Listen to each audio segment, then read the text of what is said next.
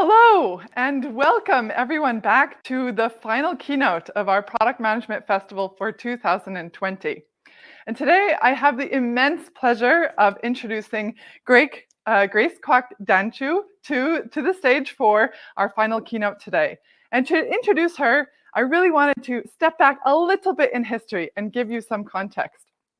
So in 2005, Grace was a product manager at Google, and she'd worked for 2 years in the United States. And she took on a temporary 6 months project to come to Switzerland and start the Swiss office.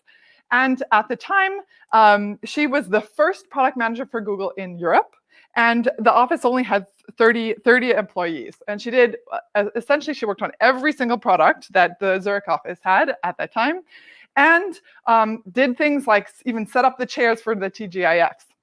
Now, lo and behold, those 6 months turned into 15 years of working as a product manager here in the Swiss office. And it's been an amazing contribution that she has provided by working on so many of the Google products that we know and love. And those included Google Calendar, Gmail, Search, AdSense, AdWords, Flights, books, and even the Google Assistant, right? Really making an impact on so many of these products. And not only that, she helped interview almost everybody who has come to Google since then in the European offices. Now, after working for 15 years, she took on a second 6-month temporary assignment. This time, it was to work for an NGO in the human rights org. And she'll tell you a lot about that. And what was clear is that after a couple of months, she came back to us at Google and gave us a talk. And what became so important when clear is that she had really found a passion, and she was kind of profoundly interested in applying her skills into this new area. And so what we see here is we have Grace, who has like 15 years of deep experience in the product management land. And now we have also Grace, who has this insight into the human rights land in terms of its importance and its struggles, and also the influence that it has with product management. It is for this perspective that we wanted to invite her here today to give the final keynote. And because, she is a product leader and we're all product managers, so she knows that world, but she has this other aspect that many of us probably don't know a lot about. And so to share with us that experience, I want to hand the stage over to Grace. Thank you. Thank you so much, Tilka. Hi, everyone. I'm so happy to be here today to talk to you about what human rights have to do with product management. So as Tilka mentioned, last year I stepped away from my day job as a Google PM to do a 6-month rotation with an NGO. This rotation was through Google's flagship pro bono program, which is called the Google.org Fellowship. Google.org is Google's philanthropic arm, and the fellowship is a program where teams of Googlers will spend 6 months embedded in an NGO working on a technology project. Now, there were 4 fellowships starting that round, and I had been matched with a human rights NGO called Huradox. At that point, I'd never heard of Huradox, and to be honest, I didn't know that much about human rights, though I was drawn to the concept and excited to learn more about it. At the start of the fellowship, Huradox took us fellows on what I call a whirlwind tour of human rights across 2 days in Geneva. Now, you're going to be hearing a lot about this trip because it really made a deep impression on me. One of the stops of the trip was we had a dinner with some diplomats who work on human rights issues. And the woman sitting next to me was a member of the Danish permanent mission to the UN in Geneva.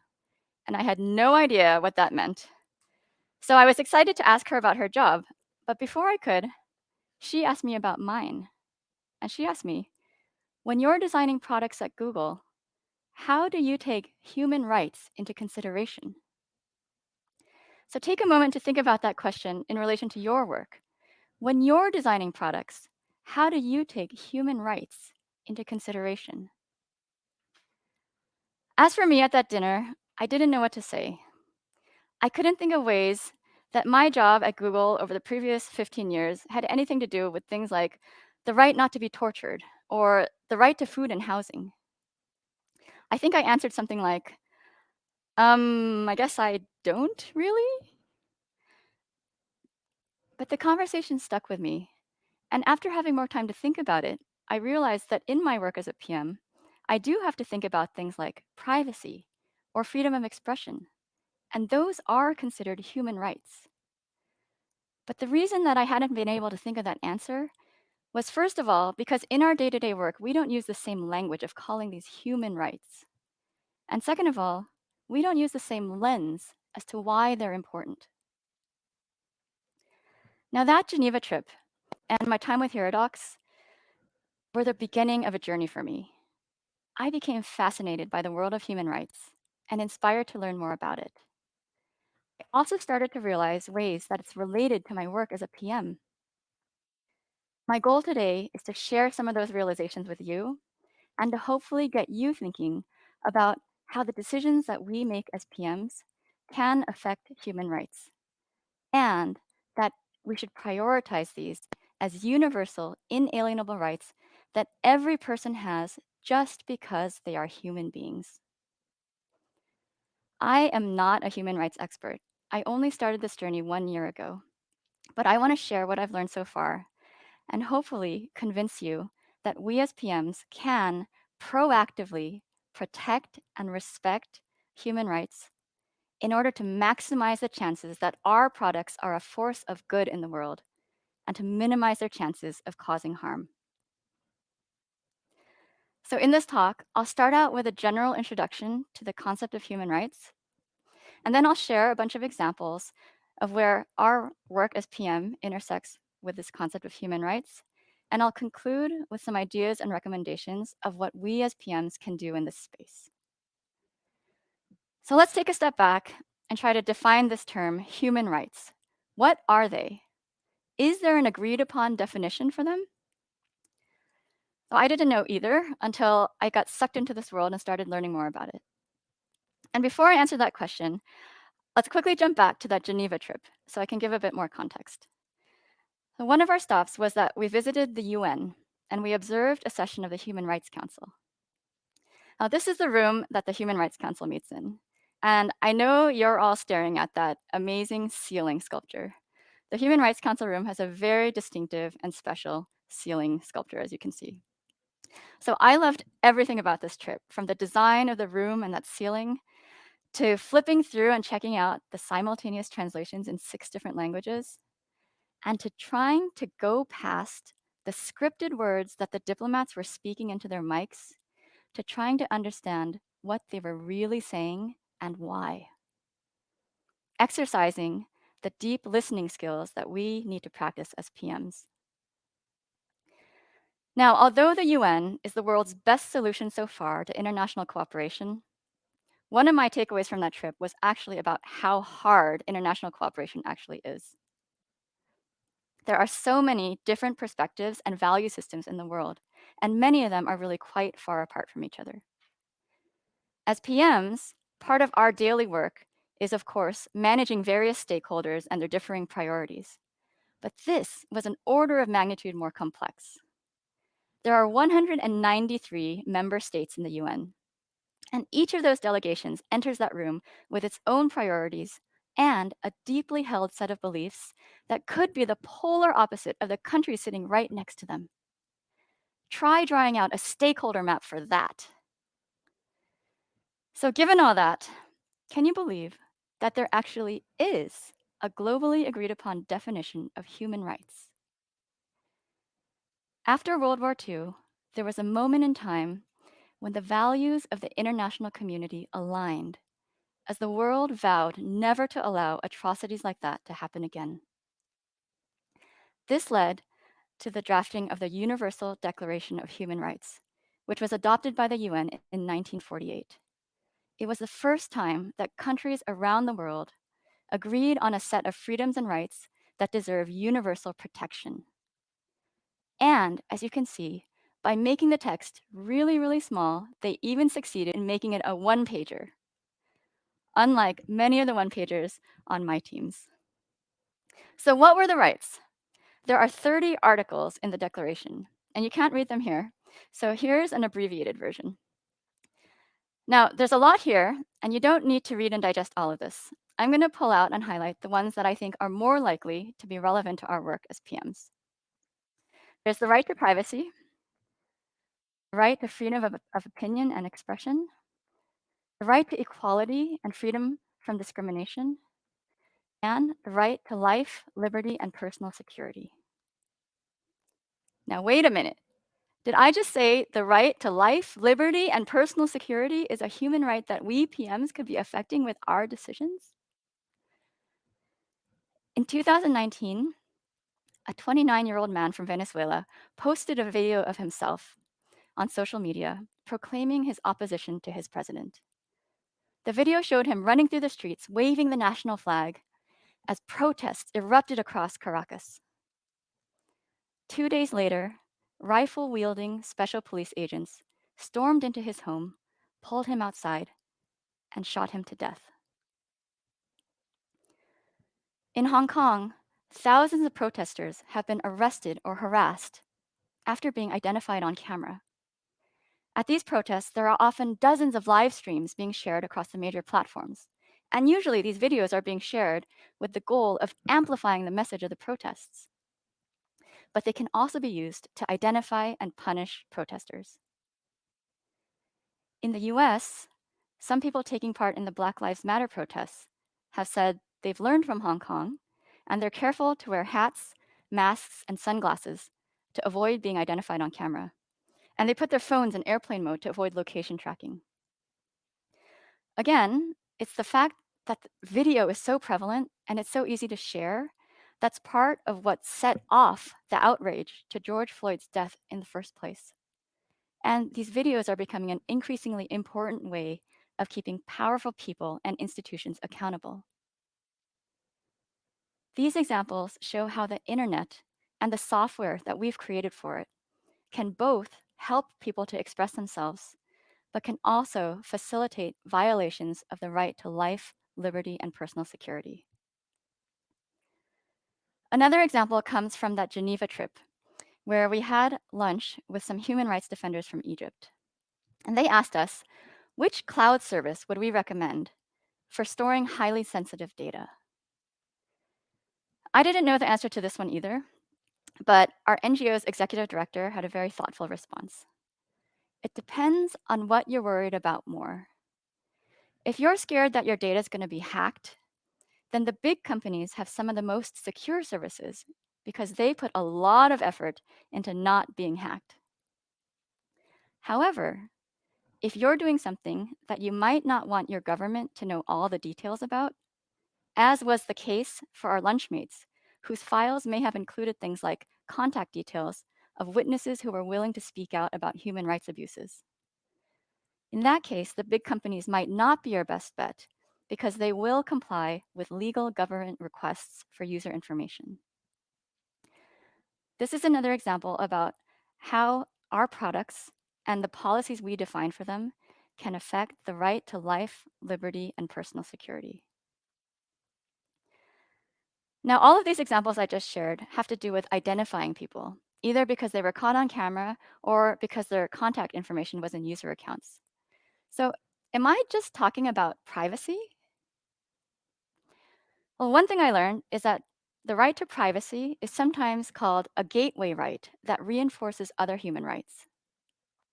So in those examples, we could see how violations of the right to privacy could lead to violations of other rights. But privacy is also a value in itself. Privacy, of course, is a big topic of discussion these days. But I find it quite interesting that the drafters of the Universal Declaration included it as a fundamental right back in the 40s, long before today's debate about personal data collection in the digital age. I have to admit, I used to wonder what the big deal was about privacy. Why were some people, especially Germans, so obsessed with it? I did take it seriously, but it was only recently that its importance was really made tangible for me. It blew my mind when I started learning that privacy is considered essential to the development of human personality. Think about that. Developing your identity and flourishing as a unique individual depend on the right to privacy. Now, this is fascinating stuff. And if you're interested, you can start with a search for something like the right to personal identity and just go down the rabbit hole from there. So my attitude towards privacy approvals really shifted. It's not just another checkbox that we PMs need to tick off. It's a fundamental human right that allows us to live in dignity and to develop our personalities. And it's the gateway to other fundamental human rights. But the intersection of PM work and human rights isn't just about privacy. Another big topic of discussion, especially for our industry right now, is the right to freedom of opinion and especially freedom of expression. Think about how you would answer these questions. If you work on a product that's a platform where people can express themselves, should people be allowed to say anything they want? Are the rules different if you're a public figure? Should someone be able to share false information with 10,000 of their closest friends in one tap? And who's responsible for protecting people from being exposed to disturbing content that other people want to share? These are really hard questions, and there are no easy answers. If there were easy answers, we wouldn't be talking about this anymore. This is what I consider the core of the PM role, answering the hard questions. The easy questions have already been answered before they even got to you. I'm sure we've all seen examples recently of how this gray area in the right of freedom of expression can be problematic and what the various tech companies are trying to do around it. For example, in this case, where the actual content has been hidden behind a disclaimer and a user needs to click an extra time if they want to see it. Or by putting up banners or links to authoritative content when controversial topics are being discussed. So the right to freedom of expression is another fundamental human right that could be affected by the decisions that we make as PMs. Another big one that I want to talk about is the right to equality and freedom from discrimination.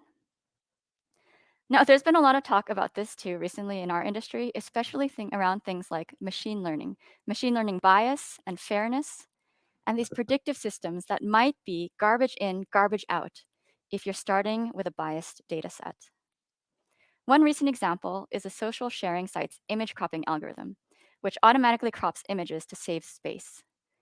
It was in the news recently when users discovered that the algorithm focuses on lighter skinned faces over darker skinned ones. Another example of our work and its intersection with the right to equality and freedom from discrimination is one that really struck me when I learned about it. It's inequality in access to the services that we create. Now, there's no question that the internet and the mobile revolutions of the past couple decades have improved people's lives around the world in myriad ways. But to what extent has this been a case of the rich getting richer, widening the gap with those left behind? Now, I was used to hearing about these feel-good stories about technology improving people's lives in the developing world. Things like farmers accessing valuable information about growing and selling their crops, or digital financial services improving poor people's resilience to financial shocks, or students in remote areas able to access top-notch educational content online. But what are the prerequisites for all this? You need a strong enough phone or computer. You need a decent and affordable internet connection. And you even need a reliable source of electricity. On all these points, there are disparities that reflect the inequality and discrimination in wider society. For example, there's a gap between men and women in many parts of the world. Did you know that the internet user gender gap has actually been increasing in recent years? In this graph, you can see the blue bars are from 2013 and the orange bars are from 2019. And they show that the gap between male and female internet users has actually been increasing in the developing and least developed countries. Worldwide, 165 million fewer women than men own mobile phones. In many countries, boys are 1.5 times more likely than girls to own phones. And even when they do own phones, boys are more likely than girls to own smartphones. And even if you do have a device, a network connection, and power, you also need basic digital skills to be able to use these services. And you need literacy, the ability to read and write. The fact that any of us can type a query into a search engine and get any question answered immediately is something that we just take for granted. But what if you don't know how to read? I recently met a PM who works on search for low literacy users. And she asked me, why should the fact that you're not able to read prevent you from having access to information? Incredible. This really embodies the right to equality and freedom from discrimination. So I hope I've gotten you thinking about the ways that we as PMs, how our decisions can affect human rights, and that human rights are worth upholding. The big question now is, what can we PMs do? Well, one thing we can do is we can build our awareness. Is there anything that I've talked about that piques your interest? Educate yourself more on a topic that resonates with you. Maybe that's human rights in general, like it is for me. I personally love taking MOOCs, these online courses, and I've already taken 4 on human rights topics. One that was particularly good is called Human Rights for Open Societies by the University of Utrecht. And by the way, I have a slide later with all these recommendations, so you don't need to write them down. This MOOC, it's very Europe-centric, so depending on where you are, it might not be the right one for you. But what I liked about it is it takes you through a bunch of important cases from the European Court of Human Rights. And it really gives you a sense of how difficult, how complex it is to try to uphold all the rights for everyone. It talks through those gray areas where it's really not obvious what the right thing to do is, and it's absolutely fascinating. On the topic of privacy, one foundational suggestion I have is to read or reread 1984 by George Orwell. A lot of people read this book in high school, and actually, I don't even remember if I did or not, but I read it recently, and it really struck me in a profound way. I definitely recommend it, even if you've read it before. Or maybe you want to learn more about barriers to internet access and what can be done about them.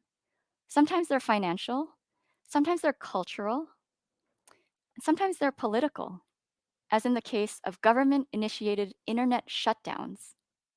Unfortunately, internet shutdowns are a thing in many parts of the world. Or maybe you want to learn more about the digital gender gap or inclusion for low-skilled and low-literacy users. When I was researching this talk, I read a lot of great reports where, alongside the really grim statistics, they also had a lot of great suggestions of ways to try to reverse the trends. If these are challenges that interest you, find out who's taking them on right now, what they've discovered so far, and what they recommend. And this goes for all of these suggestions. Google searches and sitting in front of your computer are a great place to start. But what I found to be even better is meeting people who are already immersed in these spaces and learning directly from them.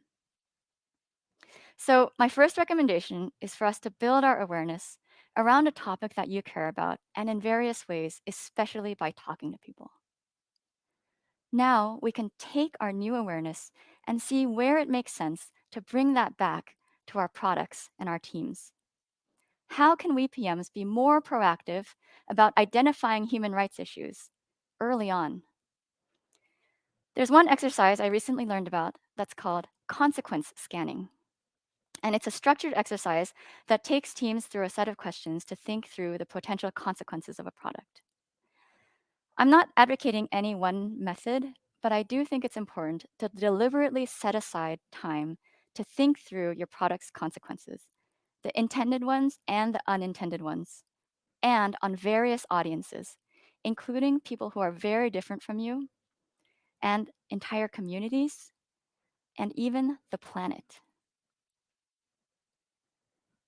If you find yourself in a situation where your decisions could have serious human rights implications, then you might not feel comfortable making the final call on some issues. One thing I was very relieved to find out is that we don't need to be human rights experts. We can escalate to experts who can do what's called a human rights impact assessment. For example, Google did one of these recently where they had a human rights NGO do an impact assessment on an upcoming celebrity recognition API. Facial recognition technology is definitely one of those spaces that could have serious human rights implications.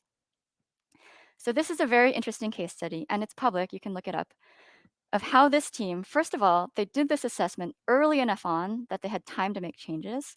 And second, to see what kinds of changes they did make based on the NGO's recommendations in order to reduce human rights risks.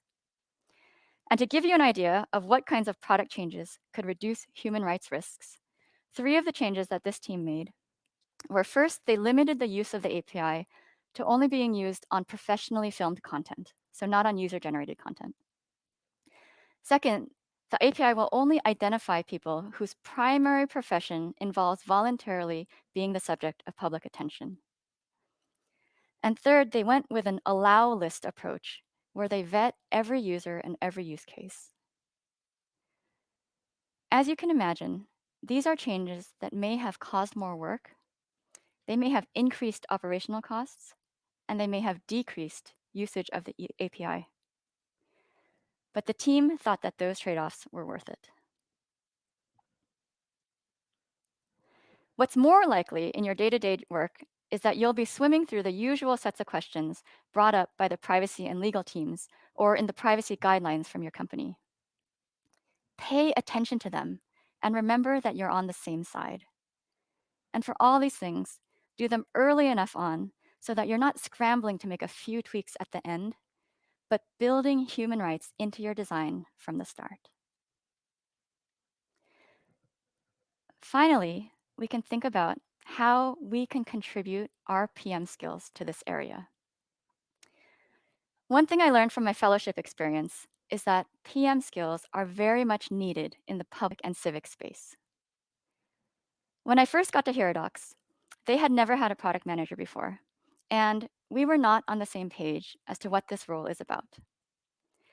They told me how excited they were to have a product manager joining because they had a lot of questions about Agile and Scrum and what were my thoughts. And actually, I don't have a lot of thoughts on those things, but I was having trouble articulating what I could offer instead.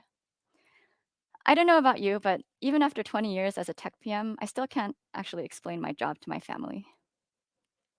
So over those next 6 months, I tried to show by doing. Now, Heradox is a pretty small org, and they had developers on one side and account managers on the other. And one way I added value was by translating between the technical and less technical team members. A bigger way was by talking about and walking the walk of user-centered design. Together with the fellows from the UX roles, we really tried to shift their mindset from something of a feature factory to talking to users and incorporating user feedback in an iterative process and every step of the way. We kept reinforcing a message of being led by user needs and not being led by technology. I also helped Heradox with things like prioritization, their roadmap, their strategy, and with alignment. And along the way, I modeled those PM behaviors that I've been talking about throughout this talk, like deep listening, stakeholder management, and trying to answer the hard questions. That experience taught me that the skills that I'd learned as a corporate tech PM could be applied to the NGO world, and that they were greatly appreciated.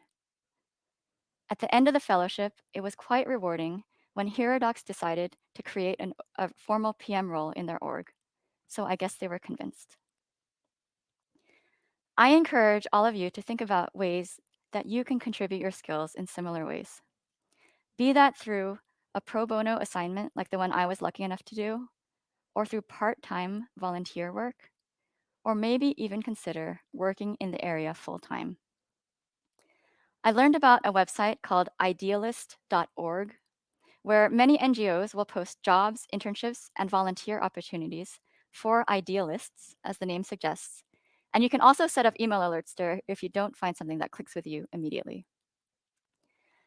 So to bring this all together, to answer the question of what can we PMs do, we can build our awareness around topics that we care about, and especially by talking to people. We can bring that back to our products early on and educating those around us along the way. And we can contribute our PM skills directly. I want to tell one last story to close. At that lunch in Geneva, where we met with the human rights defenders from Egypt, they were telling us about how the human rights situation in Egypt is even worse than it was before the Arab Spring. The new regime wants to make sure that nothing like the Arab Spring happens again. So they are very quick to aggressively clamp down on any sign of dissent. The situation they described seemed so dire that we asked them if they had any hope of things changing for the better. Interestingly, they seemed to be realists, and they said, no, probably not. So how do you go on? We asked. Their answer struck me so deeply that I wrote it down right away. And it still gets me every time. The people in power want us to lose hope and just stop. So we're not going to do that. At least we're going to make things difficult for them. I encourage you all to think about how we as PMs can make things better for people who are dedicating their lives to defending human rights, and how to make things harder for those who are violating them. Thank you very much.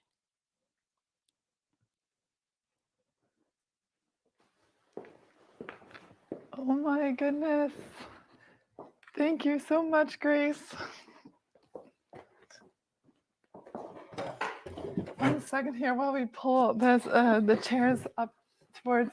I just have such a immense feeling of applause needed that it's so odd to be in this virtual world where I can feel the applause happening and yet we don't hear it. But know that there's lots and lots of viewers that are online right now.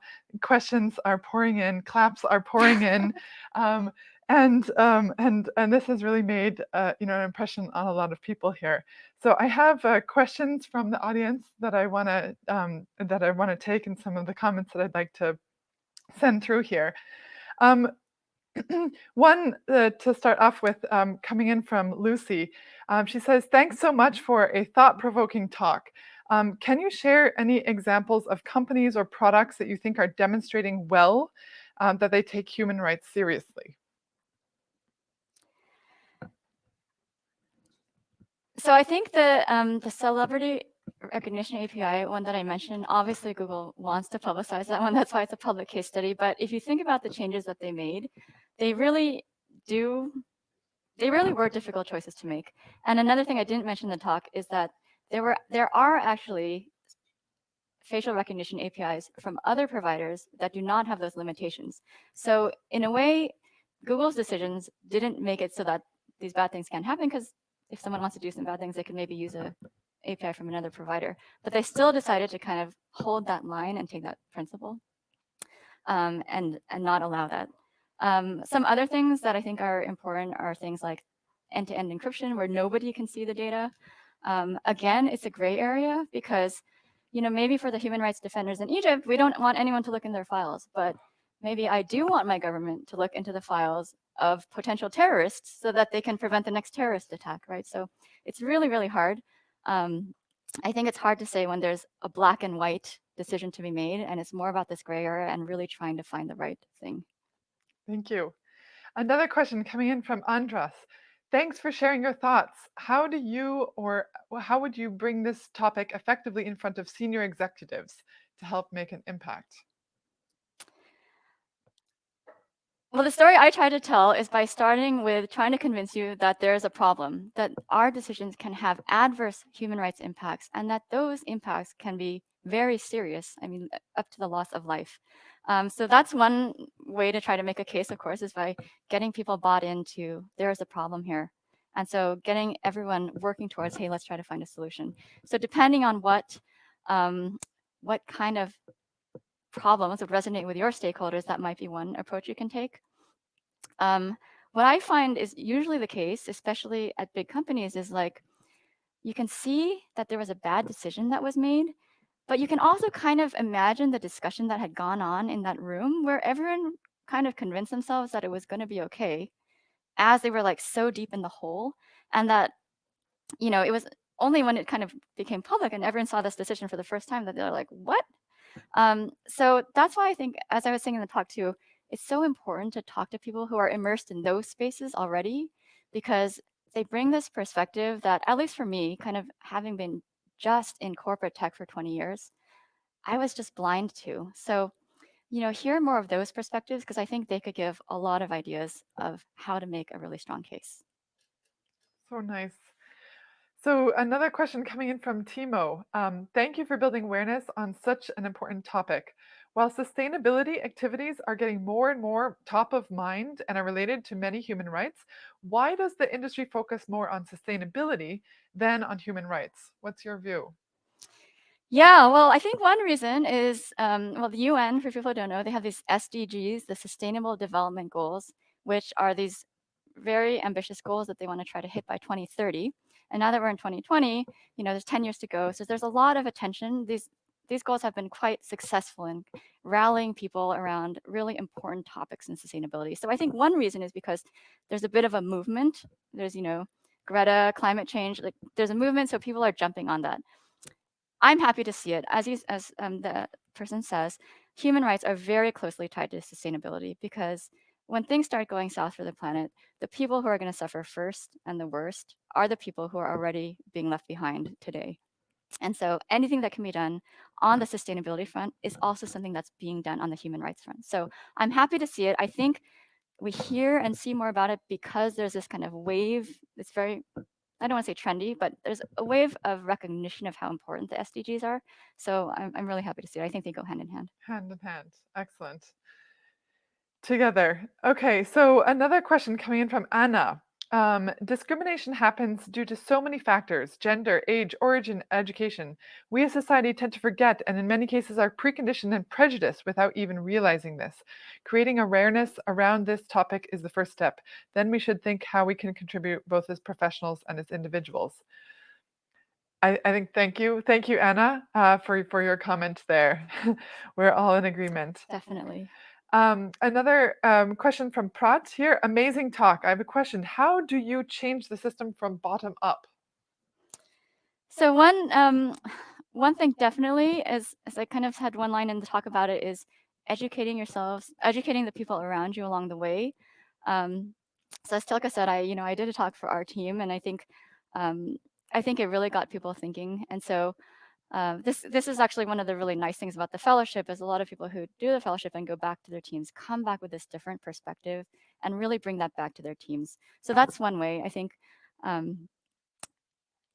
anyone can do it. You can be a champion, and it's not going to be the most obvious point of view, but I think it is something that a lot of people do care about once they're made aware of it. So good luck. We have so many appreciative comments here. Grace, thank you for an amazing talk. Thank you. That was amazing. I think here's a very interesting one coming in from Liam. How do you go about making changes to a product where the entrenched business model needs to be changed to take human rights seriously? There's kind of this tension between what's good for human rights and what's good for the business model.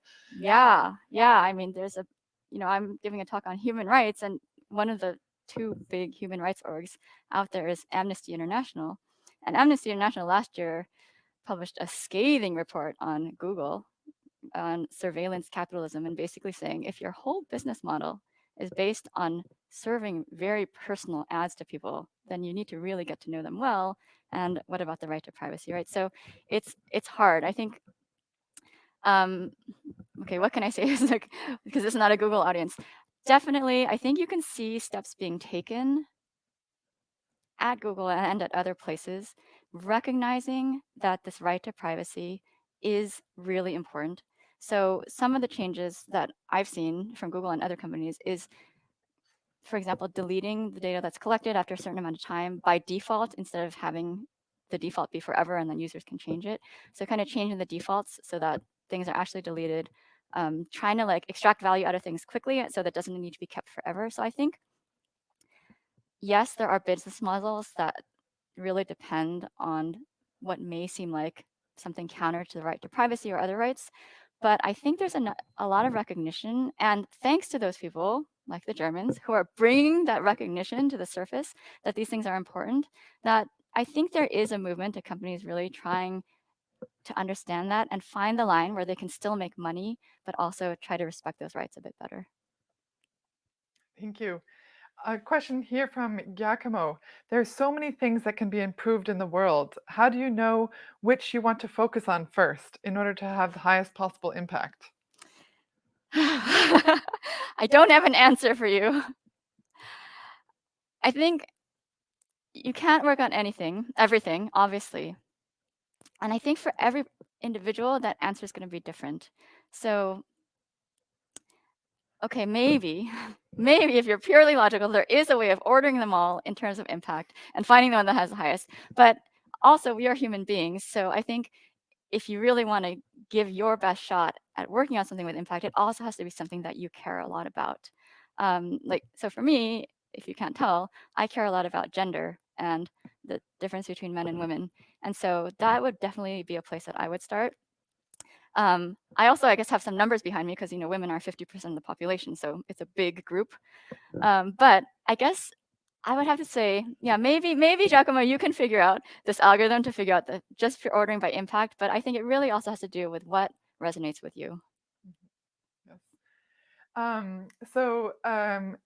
Sarah says, we also must think about the blind, deaf, and other discrimination based on people's abilities and disabilities. Do you know anything about kind of creating products? Do you have any comment about creating products for blind and deaf folks? I mean, I absolutely agree that that is a big bucket of discrimination, also ability discrimination. I know that there was so all the Google fellowships have to do with machine learning. And there was one, I think, that had to do with signing. I think it was in Brazil. It's not American Sign Language. It's to transcribe sign language into text. But I'm not super familiar with a lot of other examples. But I definitely agree with the sentiment that that is another big area. Ability discrimination is another really important area. Very nice. Andres is saying, thanks for the inspirational talk. Great way to finish up the festival. How do you adapt back to corporate life if you've taken a sabbatical and had such a kind of profound impact on you? Yeah. I think it's different for all. So, all of the fellows, we do the 6-month rotation, and everyone has different paths forward. Some people end up leaving. Some people end up joining their NGOs. I was actually lucky enough to be asked to join the board of Heradoc, so I didn't have to leave my job to still kind of stick around and work with them. But it is hard. I definitely have heard comments from my fellow Googlers that they miss having that sense of meaning in their work, that it was really just a very different feeling. Of course, at Google, we are very lucky. We have impact on huge numbers, right? The numbers are huge. But I remember this really meaningful story. Again, it was from the Egyptians. I remember so many things from that lunch where they were telling us how some of the work that they had done in a previous project had gotten 5 women out of jail in Saudi Arabia who had been jailed for trying to advocate for the right to drive. And it was 5 people. But for those 5 people, they changed their lives. So the scales can be very different, but I think the level of meaning can also be very different. Wow. So I'm going to end with a comment from Irina. She says, what an inspirational talk. Not only did you give me resources, but you convinced me that I can do more. Thank you very much. Oh. So on behalf of all of us here in the studio and virtually online, I want to give you a huge virtual hug and say thank you so much for contributing to the Product Management Festival of 2020 and being our final keynote speaker for today. So thank you all. We're going to take a couple seconds before we hand it back to Julia to close out the day for us. Thank you so much.